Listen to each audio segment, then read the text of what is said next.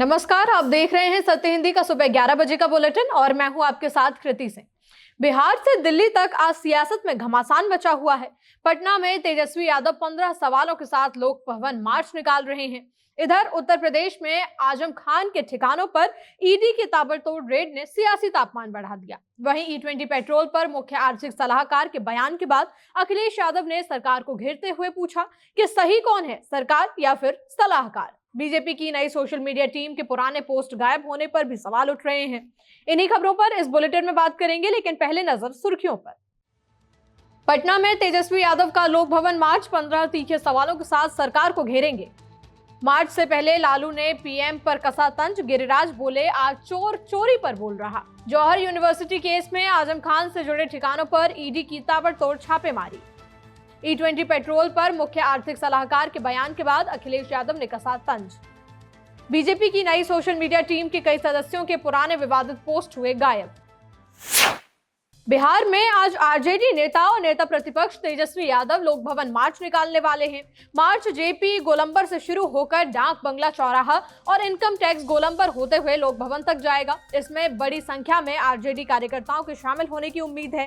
तेजस्वी यादव छात्र आंदोलन पर पुलिस कार्रवाई, सीवान में AK-47 से फायरिंग, पेपर लीक और बिहार की कानून व्यवस्था को लेकर सरकार को घेरने वाले हैं। आरजेडी का आरोप है कि युवाओं और छात्रों के मुद्दों पर सरकार को जवाब देना चाहिए और भर्ती परीक्षाओं में पारदर्शिता होनी चाहिए। इस बीच लालू प्रसाद यादव ने भी सरकार पर तंज कसते हुए कहा कि ए मोदी जी, दाल भात खाओ बट यूथ का फ्यूचर मत खाओ। अब सभी की नजर तेजस्वी के मार्च और सरकार की प्रतिक्रिया पे है। तेजस्वी के मार्च के लिए अभी से ही भीड़ जुटना शुरू हो गई है। तेजस्वी यादव ने मार्च से पहले सरकार से पूछा है कि छात्र प्रदर्शन के दौरान सिपाही के पास AK-47 पहुंची कैसे, हथियार जारी करने का आदेश किसने दिया, आरोपी सिपाही किस यूनिट में तैनात था, क्या वो किसी आतंकवाद विरोधी ऑपरेशन से जुड़ा हुआ था, छात्र प्रदर्शन में पहले कभी AK-47 का इस्तेमाल हुआ है या फिर नहीं। उन्होंने ये भी पूछा कि क्या भीड़ नियंत्रण के दौरान AK-47 के इस्तेमाल की अनुमति थी, फायरिंग का आदेश किसने दिया, कितनी गोलियां चली और सिपाही को कितने राउंड जारी किए गए थे। तेजस्वी ने हथियार की बैलिस्टिक और फॉरेंसिक जांच को लेकर भी सवाल उठाए। उन्होंने पूछा कि क्या बॉडी कैमरा या फिर फायरिंग से जुड़ी कोई भी वीडियो रिकॉर्डिंग उपलब्ध है, हथियार जारी करने वाले अधिकारी की जवाबदेही तय होगी या नहीं होगी। इसके अलावा तेजस्वी यादव ने यह भी पूछा कि क्या पूरे कमांड चेन की जांच हो पाएगी। तेजस्वी के मार्च पर केंद्रीय मंत्री गिरिराज सिंह ने क्या कहा, सुन लीजिए। ये नेता प्रतिपक्ष है या नेता प्रतिपक्ष विदेश यात्रा? जब लॉन्ग मार्च करने का समय था, इनको गली गली घूमने का था बांकीपुर में, तो ये विदेश यात्रा कर रहे थे बांकीपुर उपचुनाव में। और आज नकली आंसू, घड़ियालू आंसू बहाने के लिए ये आए हैं राजभवन मार्च, छात्र आंदोलन। न इनके पास छात्र है न इनके पास आंदोलन है। आज ये चोर चोरी के खिलाफ बोल रहे हैं। मैं तो वही कह रहा हूँ, आज चोर चोरी के खिलाफ बोलने चले। उत्तर प्रदेश में समाजवादी पार्टी के वरिष्ठ नेता आजम खान से जुड़े ठिकानों पर ईडी ने बड़ी कार्रवाई की है। बुधवार को ईडी की टीम ने रामपुर, सहारनपुर और दिल्ली में कुल 10 जगहों पर छापेमारी की। ये कार्रवाई मोहम्मद अली जौहर यूनिवर्सिटी और मौलाना मोहम्मद अली जौहर ट्रस्ट से जुड़े कथित मनी लॉन्ड्रिंग मामले में की जा रही है। ईडी के मुताबिक सरकारी ठेकों से मिली रकम और कथित तौर पर दूसरे रास्तों से ट्रस्ट और यूनिवर्सिटी तक पहुंचाया गया। एजेंसी बैंक रिकॉर्ड, दस्तावेज और डिजिटल सबूतों की जांच कर रही है। जांच का मकसद ये पता लगाना है कि कथित अपराध से मिली रकम का इस्तेमाल यूनिवर्सिटी की संपत्ति और निर्माण कार्यों में हुआ कि नहीं हुआ। E20 पेट्रोल विवाद पर भारत सरकार के मुख्य आर्थिक सलाहकार ने माना है कि इससे गाड़ियों को नुकसान हो रहा है और पुराने 2 व्हीलरों के लिए पुरानी E10 फिर से चालू करनी चाहिए। इसी बयान पर अखिलेश ने कहा कि कौन सही है, सरकार या सलाहकार। अखिलेश ने एक्स पर लिखा कि E20 से खराब हुई गाड़ियों को खींचकर ले जाने वाले बाइक कार वाले और पूछ रहे हैं कि एक तरफ तो सरकार कह रही है कि E20 में सब कुछ ठीक है, तो दूसरी तरफ सलाहकार कह रहे हैं कि E20 गाड़ियों के लिए नुकसानदेह है। तो ये स्पष्ट कौन करेगा कि सही क्या है। अरे बात बात में सर्वे कराने वाली बीजेपी सरकार E20 के परिणाम भुगत रही आम जनता से सीधे संवाद क्यों नहीं करके पूछ लेती कि सच क्या है। E20 दुधारी तलवार है जिसकी जनता पर दोहरी मार है, महंगा पेट्रोल भी और महंगी मेंटेनेंस भी। बुलेटिन में अभी आगे और भी खबरें हैं। बीजेपी की नई सोशल मीडिया टीम के पुराने पोस्ट गायब। कांग्रेस CWC बैठक, आज सरकार घेरने की बनेगी रणनीति। झारखंड में 44 भर्ती परीक्षाएं रद्द, आंदोलन के बीच बड़ा फैसला। कोलकाता होटल में भीषण आग, बच्चे समेत 9 की मौत। बीजेपी की नई सोशल मीडिया टीम के कुछ सदस्यों के खुद के सोशल मीडिया अकाउंट या तो अब दिख नहीं रहे हैं या फिर उनकी पोस्ट अब गायब हो चुकी हैं। बीजेपी ने 17 अगस्त 2026 को अपनी नई राष्ट्रीय सोशल मीडिया टीम का ऐलान किया। दीपक महास्के को राष्ट्रीय सोशल मीडिया संयोजक बनाया गया, जबकि प्रीति गांधी, शिवानंद द्विवेदी, आलोक भट्ट और अरुण यादव को सह संयोजक नियुक्त किया गया। इसके बाद सोशल मीडिया पर टीम के कुछ सदस्यों के पुराने एक्स पोस्ट को लेकर विवाद शुरू हो गया। सोशल मीडिया यूजर्स ने दावा किया कि कई नेताओं के पुराने एक्स पोस्ट अब सार्वजनिक तौर पर दिखाई नहीं दे रहे हैं। दीपक महास्के और प्रीति गांधी समेत कुछ अन्य पदाधिकारियों के पुराने विवादित पोस्ट के स्क्रीनशॉट भी शेयर किए गए। रिपोर्टों के मुताबिक कुछ पुराने पोस्ट में विपक्षी नेताओं, धर्म और आरक्षण को लेकर विवादित टिप्पणियां होने का दावा है। अरुण यादव के पुराने पोस्ट भी पहले से विवादों में रह चुके हैं।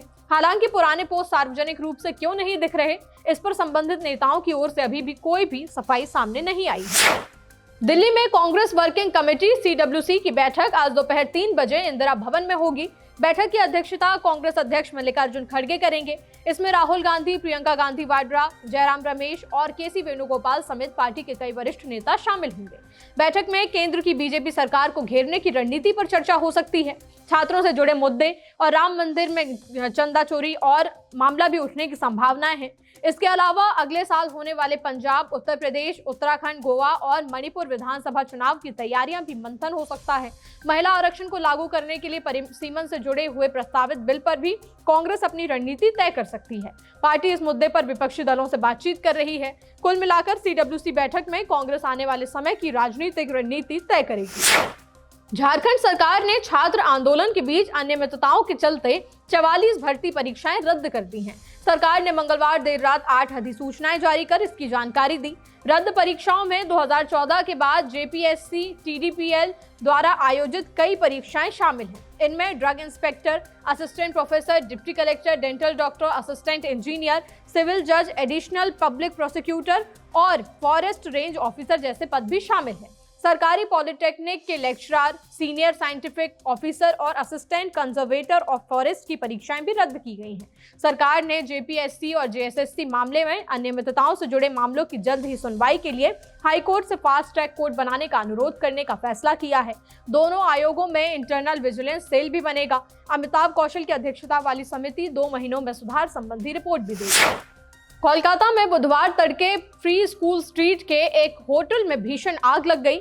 हादसा रात करीब 2 बजे हुआ, जब होटल में कई लोग सो रहे थे। आग तेजी से फैलने के कारण अंदर फंसे लोगों को बाहर निकलने का मौका नहीं मिल पाया। इस हादसे में एक बच्चे समेत कम से कम 9 लोगों की मौत की खबर है। फायर ब्रिगेड की 4 गाड़ियां और डिजास्टर मैनेजमेंट की टीम मौके पर पहुंची और काफी मशक्कत के बाद आग पर काबू पाया गया। अधिकारियों के मुताबिक मृतकों में सभी बांग्लादेशी नागरिक थे जो इलाज के लिए कोलकाता आए थे। शुरुआती जानकारी में आग लगने की वजह एयर कंडीशनर में विस्फोट बताई जा रही है, लेकिन इसकी पुष्टि जांच के बाद ही हो पाएगी। हादसे के बाद होटल की फायर सेफ्टी और सुरक्षा व्यवस्था पर सवाल उठ रहे हैं। गौर करने वाली बात यह है कि 2 दिन पहले ही बीरभूम के तारापीठ में एक होटल में आग लगी थी, जिसमें 8 लोगों की मौत हुई थी।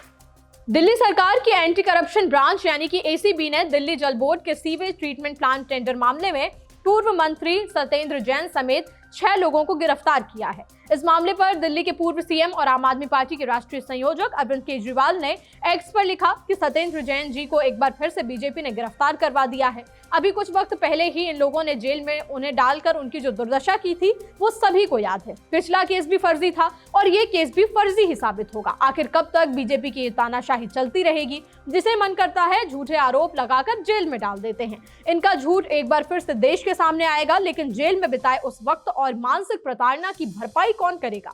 बीजेपी के पाप का घड़ा अब भर चुका है। ये चाहे जितनी भी तानाशाही कर ले, अब मोदी सरकार का अंत तय है। पूरी आम आदमी पार्टी और देश की जनता सत्येंद्र जैन जी के साथ मजबूती से खड़ी है। फिलहाल बुलेटिन में इतना ही। 2 बजे फिर होगी मुलाकात नई खबरों के साथ। तब तक के लिए नमस्कार।